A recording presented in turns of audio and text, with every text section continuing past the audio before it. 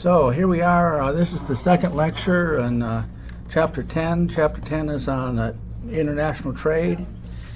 And I've got some articles to share with you today, just very briefly. I got about 4 of them, just to touch the highlights. One of the reasons I do this is just to kind of keep you up with, current economics. This article here is from yesterday's Wall Street in the Global and Finance section. It says low rates hit Spain's banks. And it's a story about how the low interest rates, and much of Europe, there's actually negative interest rates, that what does that do to banks? I mean, banks traditionally have made their money by lending it out and charging interest. But if interest rates are close to zero, well, a lot of banks are struggling, and that's what this article is all about. And banks in Spain, and I'm sure that the same is true even in America, that these banks are laying off people and shrinking because they're just not, making the profits that they should. But here's an interesting thing. Would all banks be against low interest rates? So here's a story about how many banks in Spain are laying off people because of low interest rates. So would all banks be against low interest rates? And the answer is no. What banks would favor low interest rates? Big banks? Yes, exactly. Big banks. Why big banks? Because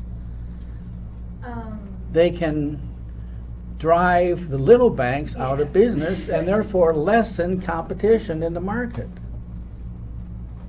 In fact, that's an old ploy with microeconomics. We study this, but once a company gets very large and it's got smaller competitors, we say that company has deep pockets. It's got a lot of money, finances, and if it lowers price even below its costs, it may lose money, but it can survive longer than its competitors. And once their competitors go out of business, then it's in a position to raise prices. But they still don't make money though, right?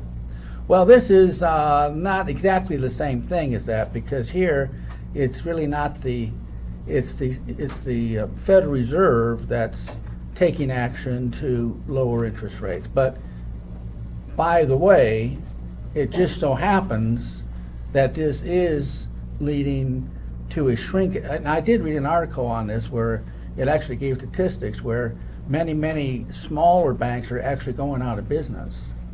And your bigger banks are the ones who are surviving in this low interest rate climate.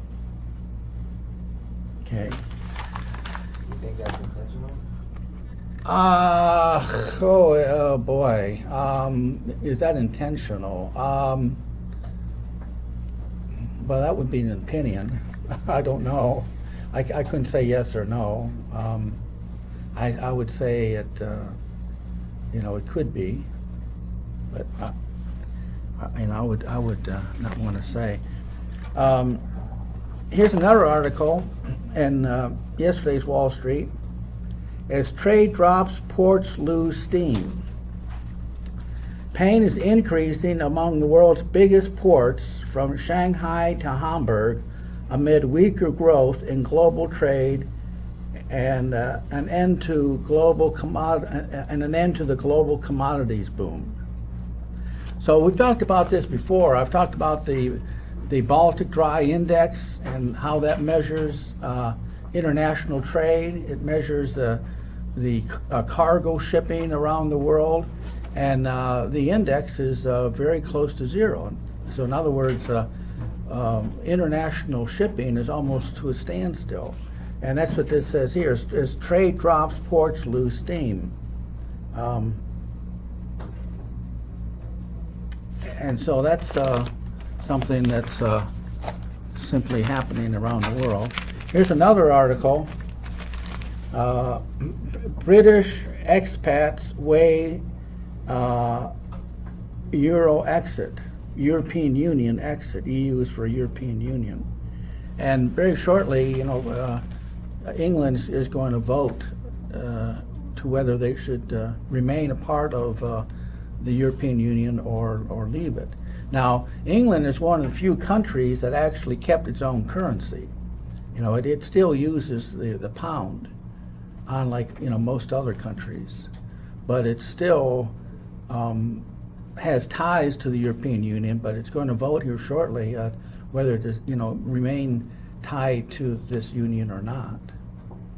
Yeah. Is it good for England in your opinion or bad? Well, that's a good question. President Obama was visiting there not just a few days ago, and he actually threatened England By putting them at the bottom of the queue? yeah, by saying that if you leave the union, we may not be able to give you preferential treatment in terms of favorable trade. So it was actually a threat. So that could be a problem. So I really don't know.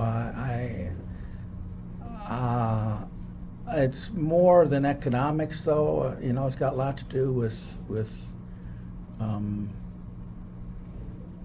keeping your identity as a country, as opposed to being merged as part of a union that you may not want to identify with. But anyway, and then in the same paper, and this is I got a video on this one. Greek bailout hits hurdle, and I wish Dimitri was here. He's from Greece. It says negotiations between Greece and its international creditors ran into trouble on Tuesday over demands for extra austerity measures, denting hopes for a quick end to the month-long deadlock over the country's bailout. So I've got a video for you on this, but what's happened here, and something you really should understand as part of international economics, is the World Bank comes in and makes an agreement with a country like Greece to build some big power plant or something, and says, we'll lend you the money to do this. Now, I've talked about this before, but I'm going to repeat myself because it's so important. But instead of giving the money to the country, however, it will, the World Bank is dominated by America, so most firms that benefit from this are American firms. So the World Bank gives money, which it gets through taxpayers, by the way, so it's really our money. But the World Bank gives money to these U.S. corporations, and U.S. corporations then build these big power plants or other big projects, knowing that the country will go in debt over this and may not gain that much from the investment.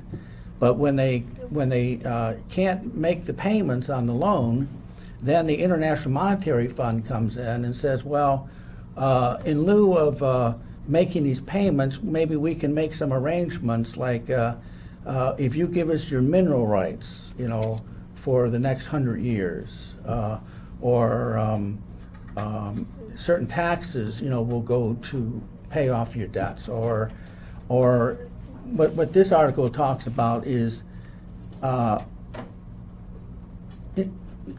if you would lower the money that you give your retirees and take the difference and give it to the banks, then we can make that arrangement too. That's what this austerity thing is all about. These countries are forcing to spend less on social programs because the difference isn't benefiting the country. It's simply going to make their interest payments to these large international banks. And that's what this video I have to show you is all about.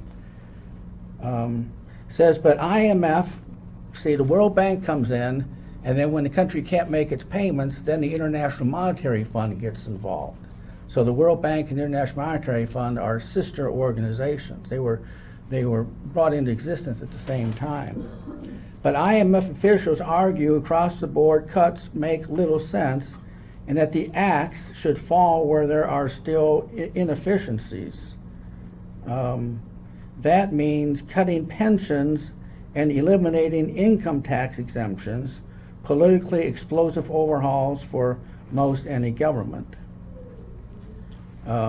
Greek officials also say that specific and deep cuts the IMF wants could trigger a revolt among lawmakers.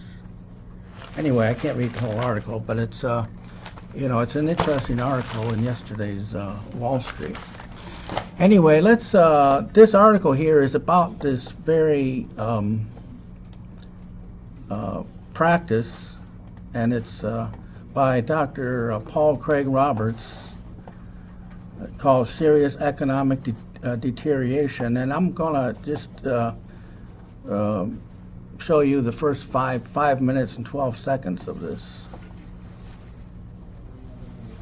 Radio and the Dialogos interview series is economist, author, and columnist Paul Craig Roberts. Dr. Roberts is a former Assistant Secretary of the Treasury for the United States, a former editor for the Wall Street Journal, and is a contributor to a number of other publications. He has written over 20 peer-reviewed articles and over a dozen books, with his most recent book titled The Neoconservative Threat to World Order, Washington's Perilous War for Hegemony. Dr. Roberts, thank you for being with us today. Pleased to be with you. Let's look first at the topic of Greece and everything that has been happening to the country in recent years. You have written that Greece is under foreign occupation. Explain to our listeners why you believe this is the case. Well, Greece is being looted like a colony of the private banks, which is what it is. Previous Greek governments accepted bribes to indebt Greece to private banks. For example, someone would come from Germany and say, oh, let us make you this nice loan so you can buy German submarines. And here's a bag full of money for agreeing. And this is the way much of the Greek debt was built up. Now, normally in the past, when people find they have excessive debt or governments have excessive debt that they can't service, the debt is written down to an amount that can be serviced. For example, when Mexico couldn't pay in the 1980s, the debt was written down. The U.S. government came up with Brady bonds, which was a way of writing down the debt. But now that looting is completely unleashed, the rule is that if the government can't pay, the Greek people have to pay. And the way they have to pay is to accept cuts in their public pensions, cuts in employment, lower wages, cuts in social services, and they have to sell off their municipal water companies, their ports, the state lottery, their protected national islands. And all of this money then is used to pay the private bankers that lent the Greek government's money that did not really benefit the Greek people very much, but benefited the foreign recipients on the loans, such as the purchase of German submarines. So this is a looting process. It's the way that the colonialists looted the colonies in Africa and Asia. And now what we see is the West is looting itself. It looted Ireland, tried to loot Iceland, but failed, but now it's looted Greece. Italy and Spain are on the list. Portugal has been looted. And this all happens because the people accept it. And even when they protest, they don't go far enough. For example, when the Greek people elected barely by some very small amount, a government that promised to resist this looting, the Greek people didn't give that government enough of a vote that it had any real clout dealing with the European central banks in Germany and the private banks. Furthermore, the polls showed that the Greek people wanted to remain in the EU and to retain the euro. Well, that then took all negotiating power away from the government they had elected, and so the government was powerless. So we have here a situation where the Greek people don't even understand what they have to do to save themselves and to be independent. They're so brainwashed into accepting EU domination, which means you have no national sovereignty. If you're a member of the EU and you use the euro, you have no national sovereignty. You have no financial independence. Let's tackle these issues. What do you make of the actions of the supposedly left-wing Syriza government in Greece, particularly its actions following the referendum of last July? Well, it's powerless, and it's powerless because of the Greek people. If they had elected that government with, say, 60-70% of the vote, it would have had a lot of clout dealing with Greece's creditors. Or if the people had said right off the bat up front that, look, let's get out of this EU organization, which sets us up to be looted. We don't want to be in that. We don't want the euro. We want our national sovereignty back. You don't have national sovereignty if you don't have your own central bank that can create money to lend to the government. And they didn't do any of that. And so the government is powerless. It can't do anything. It's subject to blackmail, and it collapsed. The current Greek government is continuing the actions of its predecessors and moving forward with the wholesale privatization of key public assets, including major airports and harbors. You have written a lot about privatization and how it is used as a strategy to destabilize or weaken countries, as in the case of Russia, for example. How are privatizations used as a weapon, and what is their impact on struggling economies? Well, when a national resource is privatized, the revenues... Well, that goes on, but anyway, I thought that was interesting. Any questions about any of that? What he's talking here about Greece is... How old is this video? How old? Yeah. Let's see. It's you. April 19. It's only... Today's 24th, 28th. It's only 9 days. 9 days old. I thought Greece elected a anti-quantitative easing president.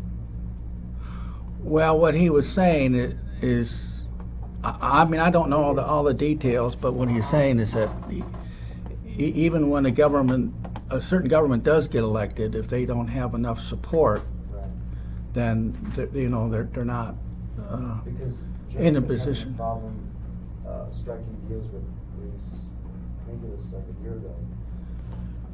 Well, yeah, Greece has been having problems. Yeah, now, one time, something he didn't mention, but slideshow. Let's see. From current slide. Oh yeah. Russia actually.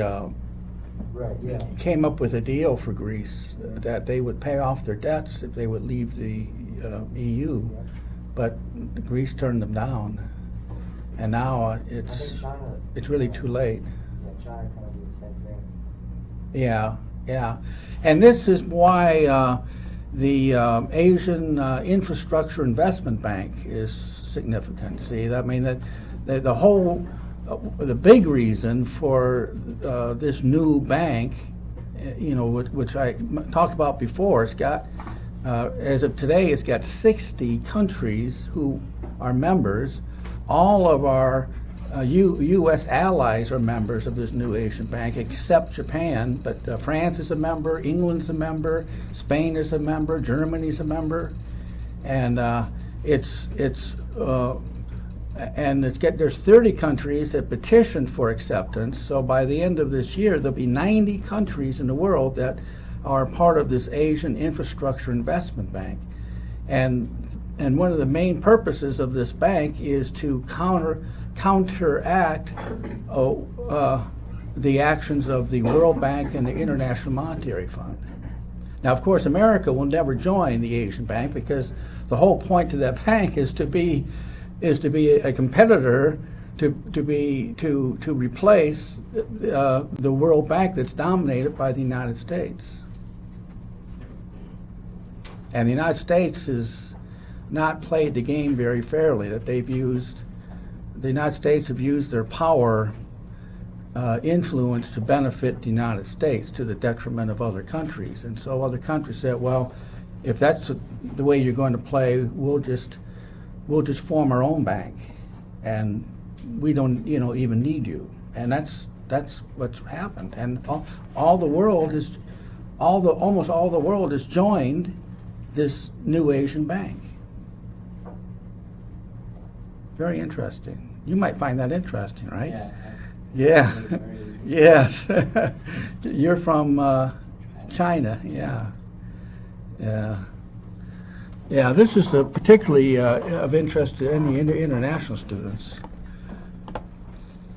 Okay, well, let's get to these slides then. Well, I'm about halfway through this. There's about 80 slides, and I'm in slide, close to 40, but I'll start with 39. And what was one of the advantages of the gold standard? Any increase in money supply would be limited to a country's gold holdings. Now, remember last week I compared this with Bitcoin or some virtual currency. So it's important for you to know that the reason why Bitcoin is becoming so popular is because of this close relationship with the gold standard. Because Bitcoin can only come into existence at a very prescribed way and a prescribed amount, yearly. In fact, by 2030, the way that there's no more Bitcoin that will come into existence. Yeah. Yeah. So with the gold holdings, you said that a country could pay another country in gold, Yeah. which would increase their gold reserves. But the country that decreased their gold reserves, they still have the same amount of money in circulation, don't they? Would they then have to take that out? But any money brought into circulation had to be backed up by gold. So if you want to, under the gold standard, if you want to increase the money supply, of course we're talking about individual countries like dollars or whatever, but you would have to increase your gold holdings. Okay. And the whole point here is it's all demand and supply. See, the problem with this fiat system that we're living under is there's no constraint on the authorities in terms of increasing the money supply. And so that's what the authorities have done. In fact, what's happened is that instead of making the hard fiscal choices of doing things that policies that may be unpopular, but that would be for long-term growth, instead of making those hard choices, the authorities have simply relied on monetary policies. They simply increase the money supply, but that's going to certainly come home to roost. That you can't generate long-term growth by simply creating a bunch of money, because it's demand supply. When the money supply increases, what happens to the value of relative to demand? What happens to the value of each unit? Goes down, right? When anything becomes more plentiful, easier to come by, less scarce, the value goes down. If you're talking about money, then the value of each unit goes down, and if the value of each unit goes down, then when you and I go buy something at the store, it takes more units, which is what inflation is. Now, of course, can our government increase the money supply? No. That authority does not belong to our government. That authority belongs to the Federal Reserve. Now, the government can sell bonds to the Federal Reserve, and the Federal Reserve can create money. It's called quantitative easing to buy those bonds, but it's the Federal Reserve that has the authority to increase the money supply. Okay. All right. So, did America honor the gold payments after World War I? Yes. If countries demanded payment for goods and services in gold, we would pay in gold.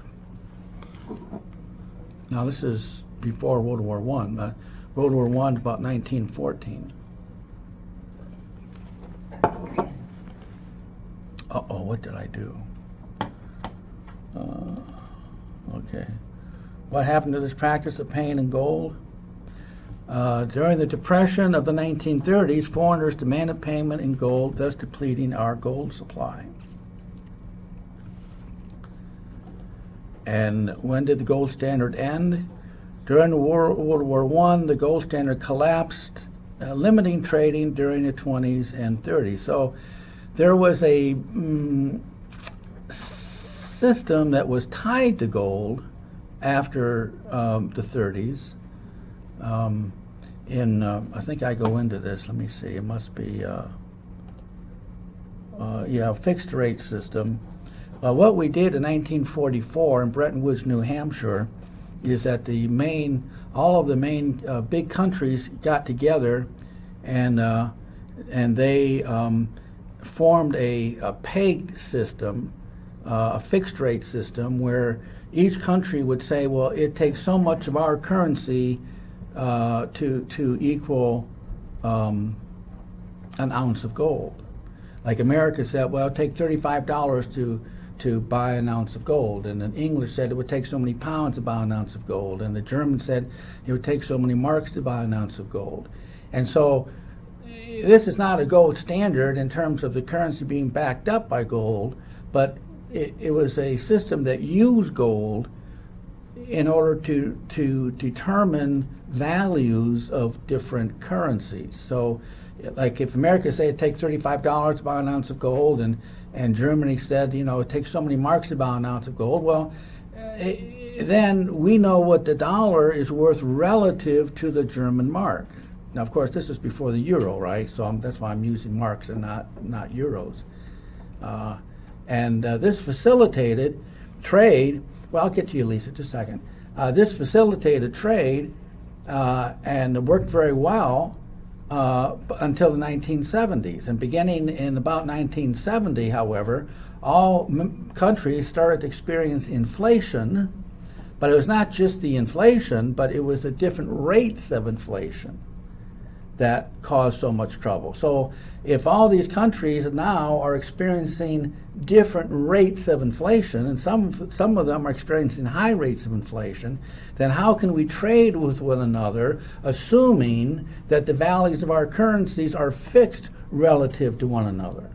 And the answer is we can't. I mean, the system became so divorced from reality that it could no longer function. And in this world of rapid change and inflation in so many of these countries, the only thing that we could do is to say, well, let's not fix our currencies. Let's just let the market determine the value of our currencies. And that's when we entered this freely flexible international exchange rate system. But then countries said, okay, we're going to let the market determine the value of our currencies, but we're going to influence the demand or supply somewhat. And there were different methods which a country could influence the demand and supply of the currencies on an international market, and therefore influence the value of their currencies. And that's called a dirty float. Anyway, that's all a repeat of what I said, last time. You had a question? Yeah. Does the Federal Reserve still buy gold today? No. Gold is not part of our money system at all. No. No. I mean, it's worth something, like silver is worth something, or any other metal, but it's not a part of our monetary system. Say the gold standard. Let's see. In 20s and 30s, and the fixed rate system I just explained, the value of each currency was pegged to an ounce of gold, and that was the meeting in Bretton Woods, New Hampshire was 1944, but the system went into effect from in 1945 and lasted to about 1972, and it was by 72 that we had these different rates of inflation in different countries. and some of the inflation rates were pretty high. In the 70s, America had an average annual inflation rate of about 10% a year. So if you use the rule of 72, 10 goes in 72, what? 7 times. So every 7 years, prices would double at a 10% inflation rate. Every 7 years, prices would double, about. All foreign exchange fixed in terms of the dollar. Okay, so again, this is Bretton Woods. Under Bretton Woods agreement, how much did we agree to exchange? And it was $35 an ounce. So I do get ahead of myself. When was the Bretton Woods agreement? 1944. Okay. What is a currency devaluation? An increase in the official peg price of foreign exchange in terms of domestic currency. So a country could devalue its currency by either increasing the supply of its currency or restricting the demand for its currency. I mean, there are different ways that a country could do this. So it didn't have total control, of course, over the values, but it could influence the values by, it could devalue its currency or revalue its currency. Now, why would a country want to devalue its currency? Why is it good for a country that its currency goes down in value relative to other currencies?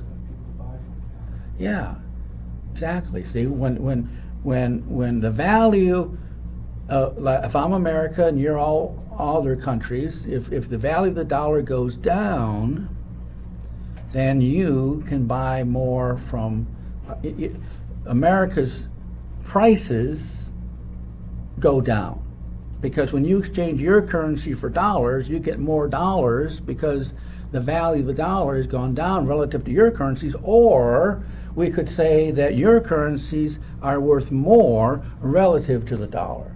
Just the opposite side of the same coin. So you buy more from us, money flows in, and this is good for long-term growth. Okay. Now today we are in the midst of a currency war. Now what is a currency war? Fighting over who has a standard currency? Well, no, it's just really that's happening. I mean, the American dollar is the world standard currency, but it's falling from that. That's becoming less so. But a currency war is, if we're different countries and I take action to devalue my currency in order to bring more money in, but then that hurts you, so you devalue your currency, and that hurts other people, other countries, so they devalue their currencies, and then I'm back to base one, so I devalue my. See, that's what's called a currency war. Now, who wins a currency war? Nobody. Everyone hurts and no one gains. But that's what we're in the midst of, a currency war today. Okay. You have a question? No, I just remember Trump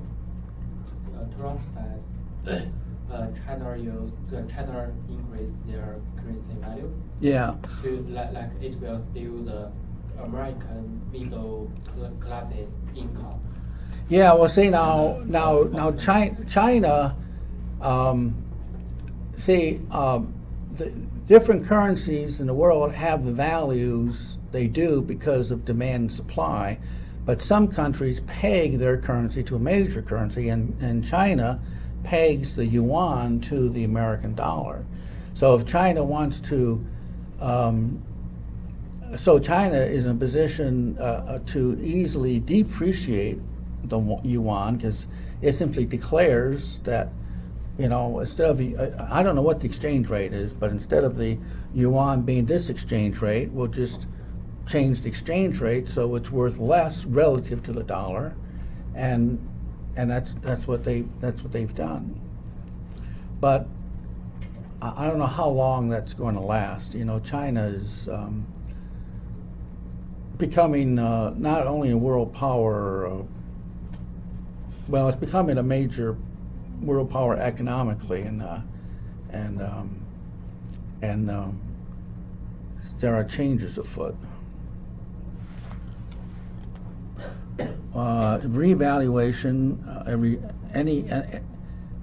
a reduction in the peg price of foreign exchange in terms of the domestic currency. So I don't know of any example where a country would revalue its currency. It's always devalue its currency. Because remember, a low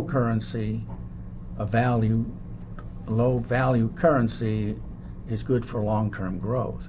Now, of course, you got winners and losers in this, right? Now, who is hurt by a currency that's depreciated? Well, foreigners gain, and then foreigners buy more from Americans, but if the American dollar is now of a lower value relative to other currencies, what happens to Americans' buying power when they want to buy foreign goods? It goes down. See, so consumers, when a country devalues its currency, or its currency is devalued, it doesn't, for just market reasons, it's the consumers that are hurt because their standard of living goes down. So you got winners and you got losers here. But what countries are concentrating on is long-term growth. Okay. A revalued currency would be good for the consumer, but as a result, like if I'm America and the American dollar revalues relative to other currencies, so Americans can buy more from foreigners. Well, if more money leaves the country, well, eventually what happens to the country? It gets poorer and poorer, see? So in the short run, it's good in terms of buying things, but over the long run, it's not good for growth. And the International Monetary Fund, helps facilitate exchange rates by allowing countries to trade currencies. Well, that's one function of the International Monetary Fund. Now, remember, this International Monetary Fund was brought into existence in 1944, along with the World Bank. So this International Monetary Fund and the World Bank are sister organizations, and even though both are supported by many other countries, America is the major, major player, the major supporter, and therefore many of the decisions that the World Bank and International Monetary Fund make favor America over other countries. Not exclusively, but other countries view that the game is not really being played very fairly. And thus we got this new Asian bank, 1944.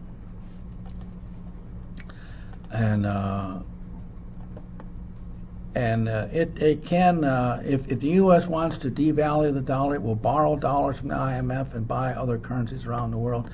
The IMF, one function of the IMF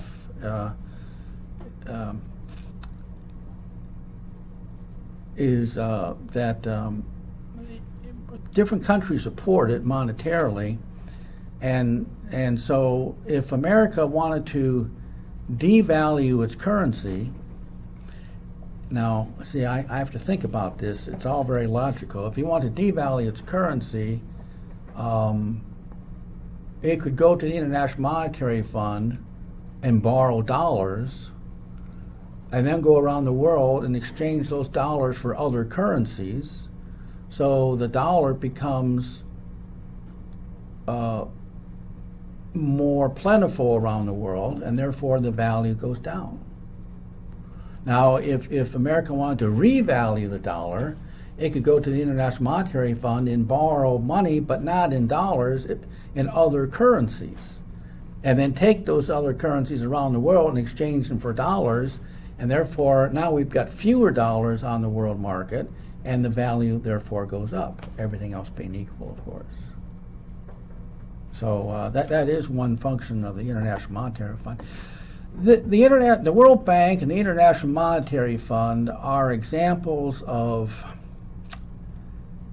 government organizations that had to redefine itself. See, both these organizations came into existence in 1944, Bretton Woods, when the relatively fixed international exchange rate system was established. But in 1972, we left that system, so the World Bank and the IMF, they had to find other means to justify their existence. All right, and so that's why now they're in. It's not, they don't play the same role as they did back in 1944. They, the new role now is to act, when a country can't make its payments on the debt, then the IMF goes in and makes arrangements. Says, oh well, you can't pay your debt. We can, in lieu of paying your debt, you can sign over your mineral rights, or you can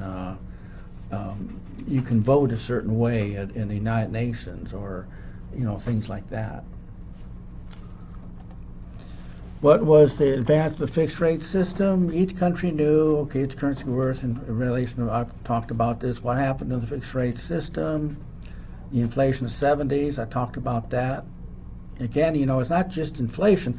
In the 70s, if all countries had a 10% inflation rate, or even a 25% inflation rate, well, the fixed rate system would have worked just fine. If all countries have a 25% inflation rate, does do currencies change in value relative to one another? Well, no. Everything stays the same. So the problem wasn't the inflation. The problem in the 70s was the different rates of inflation in different countries. Okay. And in what year did the Bretton Woods system collapse? About 1972. See, we uncoupled the dollar from the pegged international monetary system, and so essentially, this was the end of any relationship between our monetary system and gold. All right. Now, not that the gold standard came to an end in 72, but gold still played a role up until 72. But under Richard Nixon, we closed the gold window and severed all ties to gold.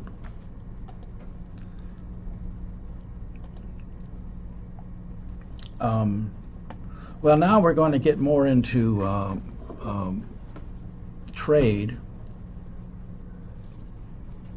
We're going to get away from currencies. The specialization increased productivity. By each country specializing in certain exports, non-productive activity is lessened. All right.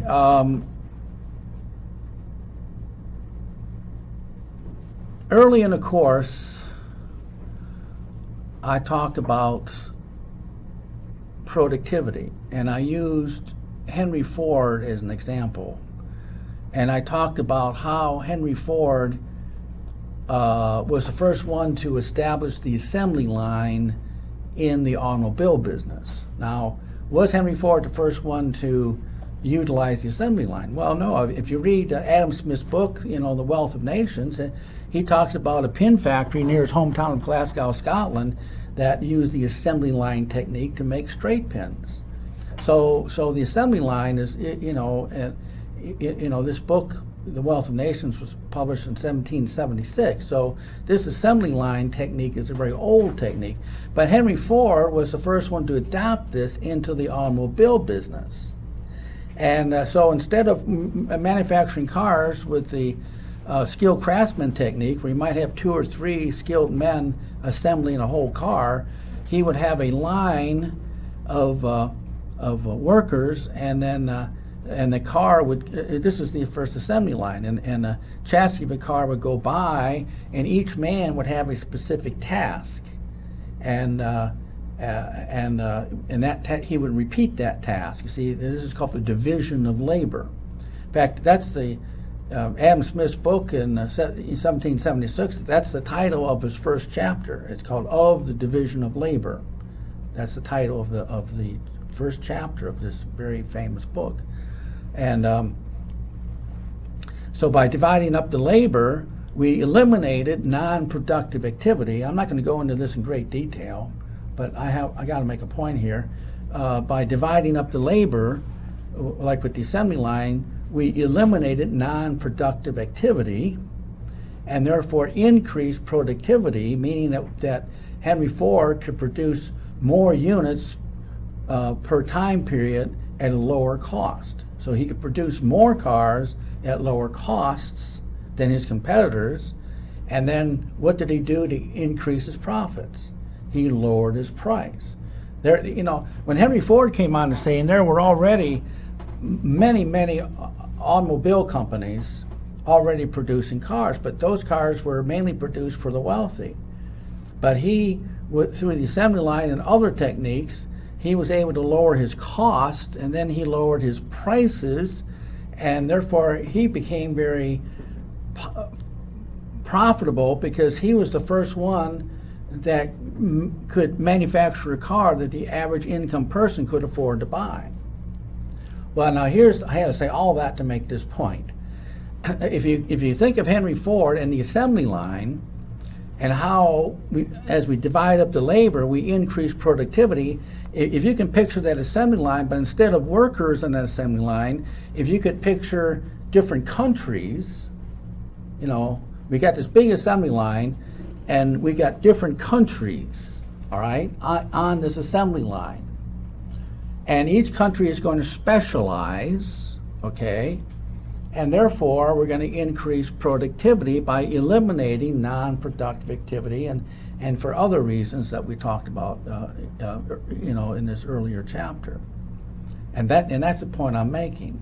So if we trade with other nations and then each nation specializes, we divide up the labor, and we specialize just like Henry Ford did with the assembly line, then all nations increase productivity, meaning we can produce more per time period at a lower per unit cost, and therefore everybody benefits through the lower prices. Costs go down, prices come down, people buy more, business sells more, and therefore they need more resources, and one resource they need more of is labor. So this makes more jobs and a lot, healthy growth, and everyone benefits. There's virtually no losers except people that may not change with the times, but you can't talk in absolutes, but most people gain from this process because if costs go down, prices come down, our buying power as consumers go up, our living standard goes up, business sells more, so profits go up, the economy grows, so tax revenues go up. So, most consumers gain, most businesses gain, and the government gets more revenue. So, see, it's a win-win situation for almost everybody. So now the question should be, well, if every country is going to specialize,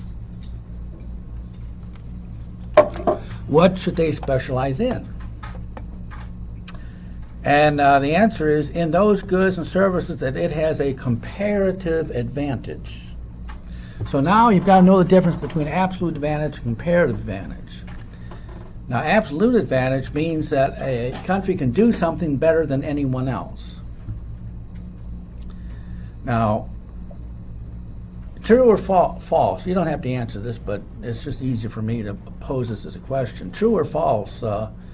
For a country to benefit, it should produce those things that it is best at producing. And the answer is false. No. Now, let me give you an example. Let's suppose that Americans were better at making handmade wicker baskets than anyone else in the world for some reason. Now, if that's what we are best at doing, could we benefit from spending our time and energy making handmade wicker baskets? And the answer is no. How come? Because what kind of country are we? We're an advanced, industrialized, highly technical country. You got to leave? Yeah. Yeah, go ahead. Yeah. Thanks for telling me. Yeah.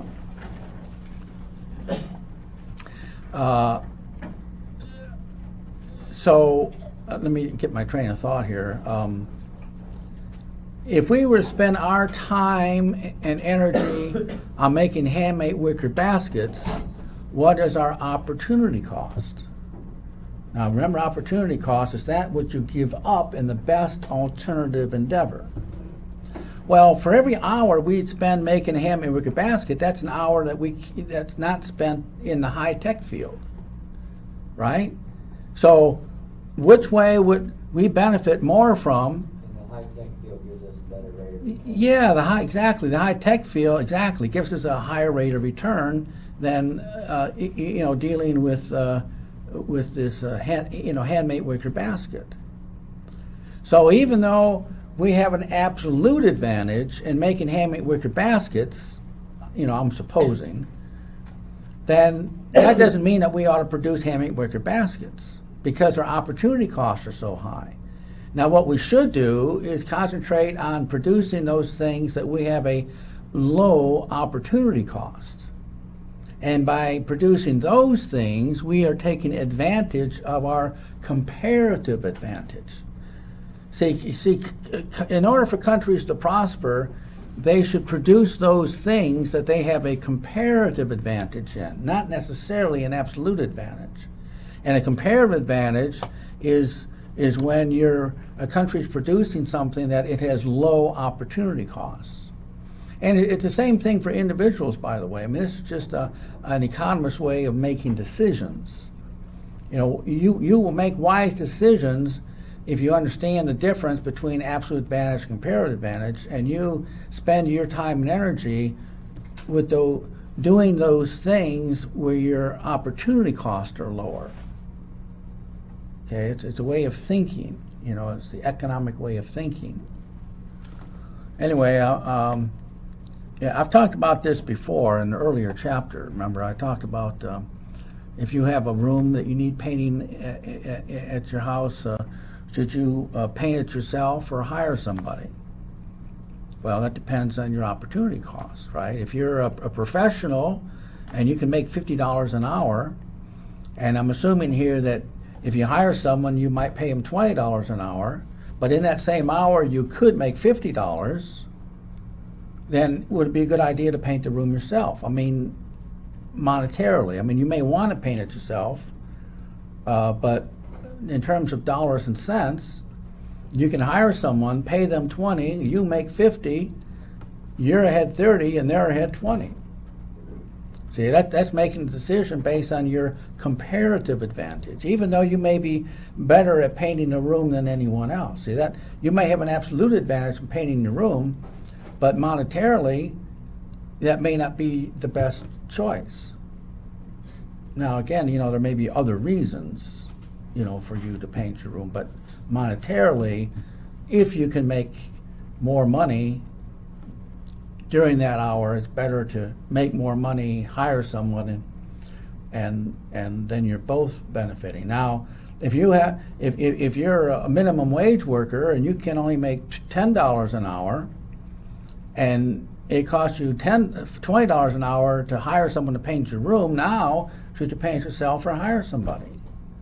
Well, now you're better off monetarily to paint it yourself because your opportunity costs are much higher. Okay, so anyway, this is very essential if you are going to understand international trade. What is comparative advantage? What is absolute advantage? I just explained that.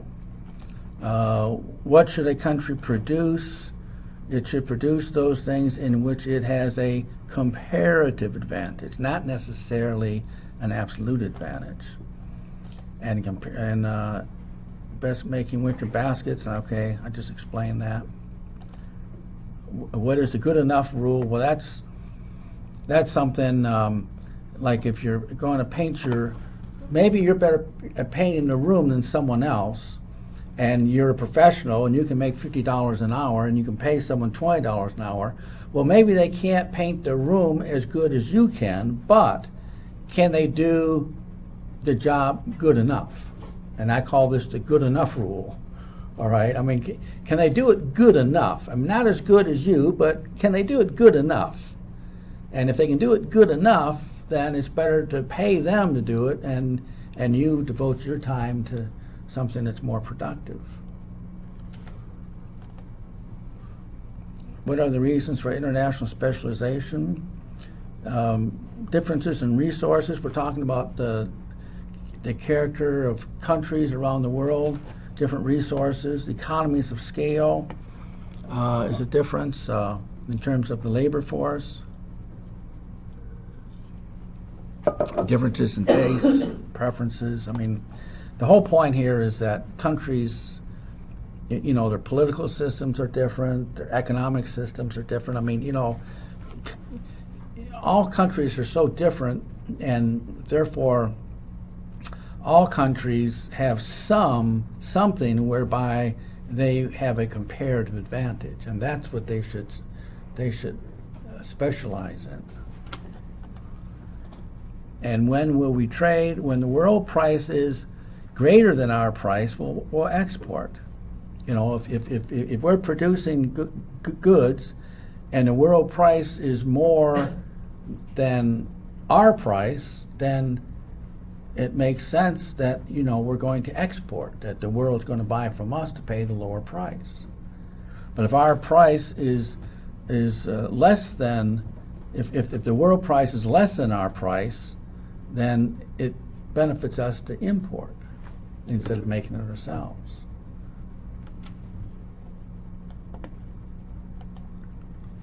When would a high-wage worker be cheaper than a low-wage worker? And I've talked about this before. Why if an American worker can make, let's say, $25 an hour, and a Mexican worker in the same industry can make $5 an hour, why might it be cheaper to hire the American worker over the Mexican worker? More productive, because if I say that the American worker is paid $25 an hour and the Mexican worker is paid $5 an hour, what am I leaving out?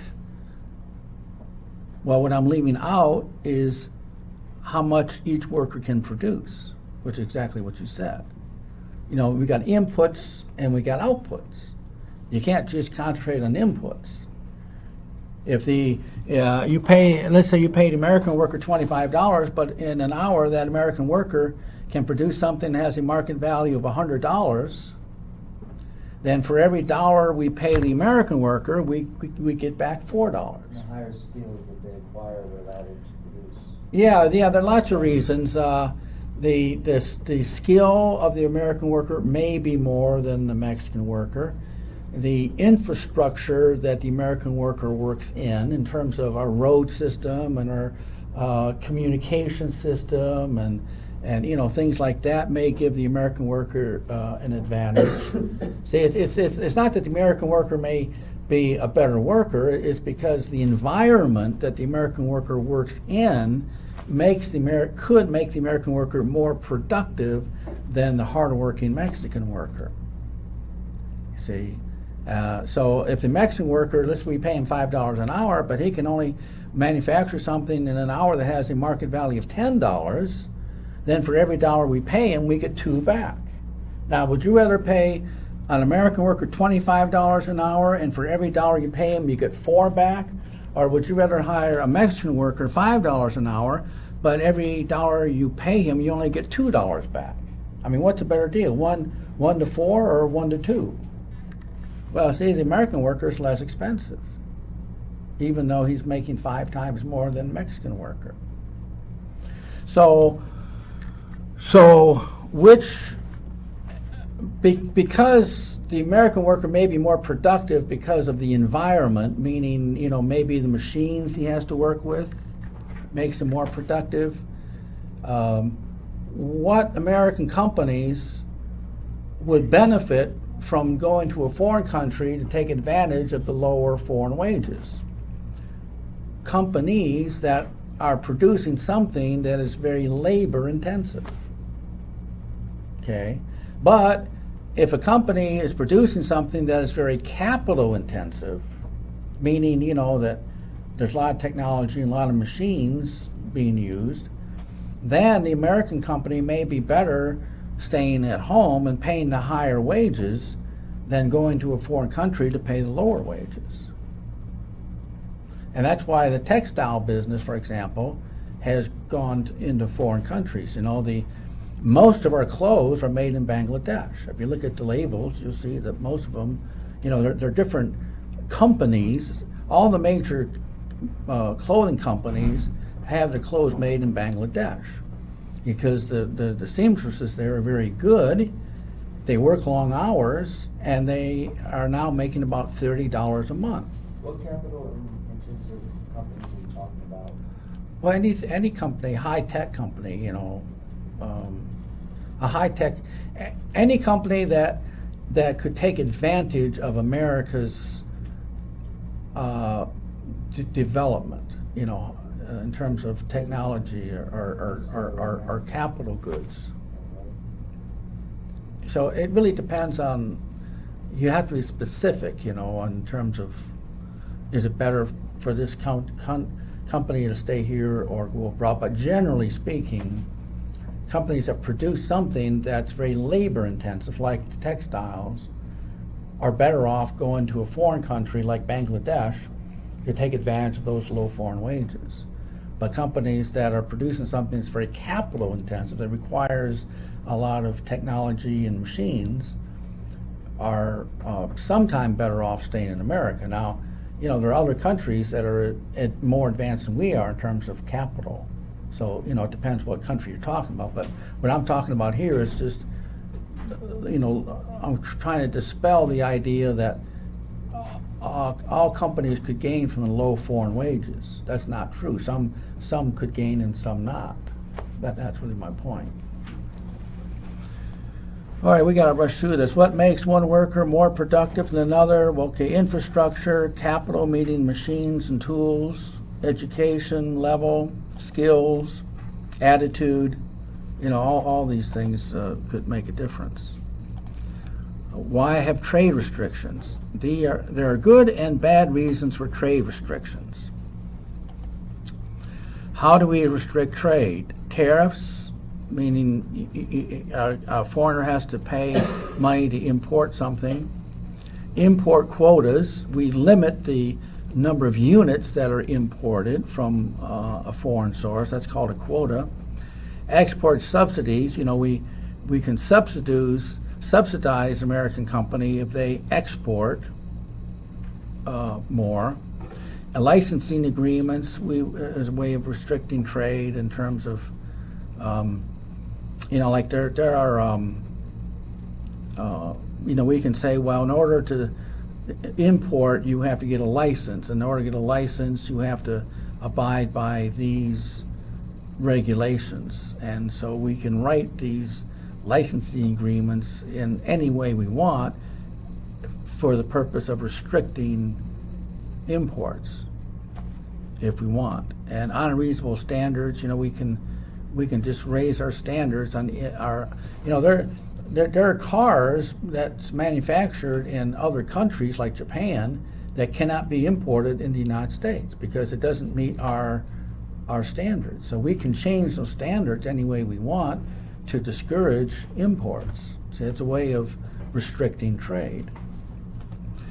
So what are two types of tariffs? Okay, specific, applied to specific good, ad valorem, a percentage of the price of imports at the port of entry. Okay, that's a little detail there. What are the effects of tariffs or quotas? An increase in prices, of course. If we restrict trade, there's going to be an increase in prices. Decrease in quantity and lower standard of living if we, restrict trade. I mean, if we do things that are different than the market would have done, then our standard of living will be lower because we'll be less efficient. Kind of rushing through here because we're running out of time, because I do want to get to why, reasons, or good reasons for strict aid and bad reasons. I want to get to that before we leave here in the next 10 minutes. Dumping, the practice of selling a commodity abroad at a price that is below its cost or below the price charged in the home market. So big corporations may sell to, lower their price and for the purpose of putting their competitors out of business. And we've already talked about this earlier in this lecture. And then once the competitor goes out of business, then that company can raise price because now there's less competition in the market, in the industry, and that's called dumping.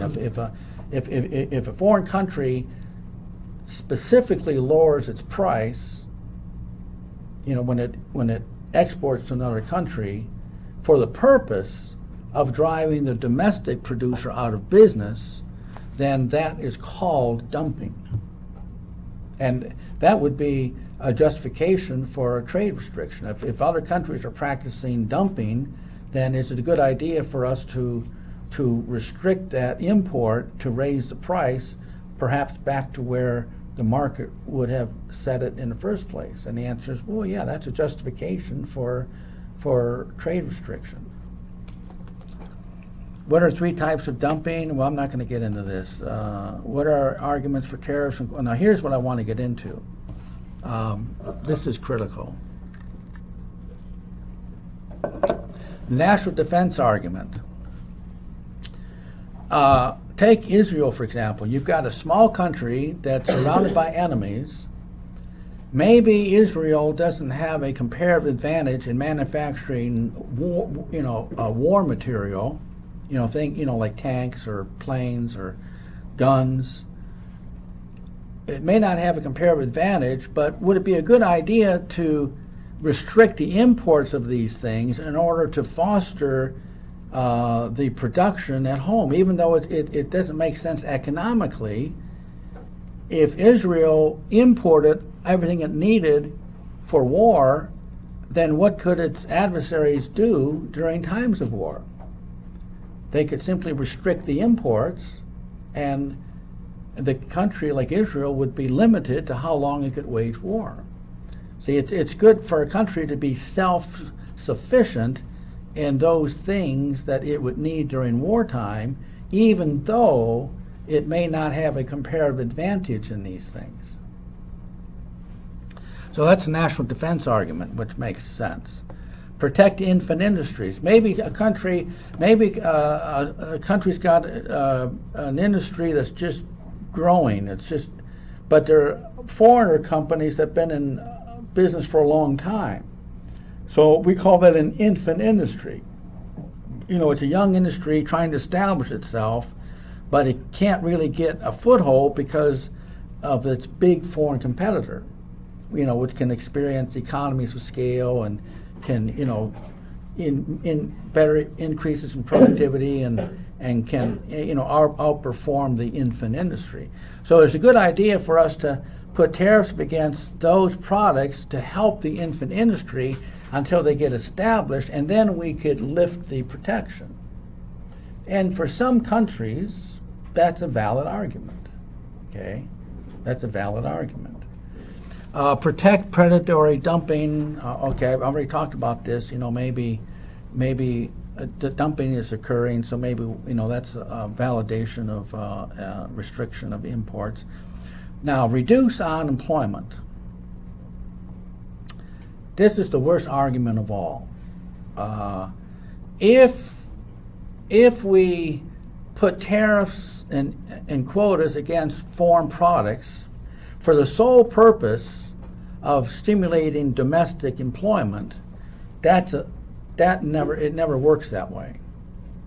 Okay, this is what we did in the early 30s that helped bring about the Great Depression. Because if we increase the price of foreign products, then we buy less from foreigners. So they're less able financially to buy from us. So we buy less from them, they buy less from us, so we're both hurt. Okay? Plus, if we increase the price of that import, then if we increase the price by, let's say, 15%, an American company can increase their prices by 5 or 10% and still underprice a foreign competitor. And that's what they'll do. See, so as a result, prices go up. Almost all prices go up. And when all prices go up, when we have these trade restrictions, then everyone lives less well, and we have more unemployment in all countries. Now, again, there are good reasons for restricting imports, but if you're going to restrict imports for the sole reason of stimulating domestic jobs, it doesn't work that way. Okay? Protect temporary decline in industries. This may be valid. Maybe we've got an industry like the automobile industry at one time. Maybe they're faltering for some reason, but they're basically sound industries, and maybe we should protect them to get them over this slump, to get them over this hurdle, and then so they survive, and then and that's actually what we did with the automobile industry. We protected them, but then after the situation lessened, then we took that protection off. So that's protecting temporary decline in industries, and that could be a valid argument to restrict trade. Another argument to restrict trade is to promote variety. Well, what this means is that if a country, now this would not be true for America, but if a country is dependent upon exporting one or two or a few exports, then that country can experience big highs and lows, because if a country is dependent upon maybe just 2 exports and those markets falter, then the country goes way down. But if the country is more diversified, some markets may be going up and other markets may be going down, so there's more stability the more diversified you are. So a country may want to restrict imports, restrict trade to promote more variety, to protect certain industries, to get them so that we can have more variety of exports, not just 1 or 2. And that's a good argument for some countries. Now, America's already very diversified, so it would not be a good argument for the United States, but for some developing countries, it may be a valid argument. So that's what I really wanted to. Okay, let's see. Went too fast here. What are arguments against trade restrictions? They lead to retaliation, like I just mentioned. It could subsidize weakness if you have blanket trade restrictions. Instead of letting countries compete, you're supporting them. It's like supporting a child, and that child never really grows into a responsible adult. Could work against comparative advantage. Problems with pricing and enforcing could be a problem with blanket trade restrictions. And encourages rent seeking. Well, what is this? Well, if a government is going to be favorable in terms of putting trade restrictions, then big corporations are going to put money into D.C. to influence politicians to put up trade restrictions that will benefit those companies. And we call that rent seeking, right? When a big corporation puts money in a politician's pocket, maybe he's the head of some big committee, and he gets laws passed that favor that business. That's called rent seeking. And if a country goes into an attitude of trade restrictions, kind of like across the board, then that opens the door for more corporations to engage in rent seeking. Well, that's really a good place to end. This is let's see, I was almost to the end. The rest was just some details but I covered the basics in terms of, real nuts and bolts of this. So this ends chapter 10. So next week we'll cover chapter 11, okay? So I'll see y'all next week.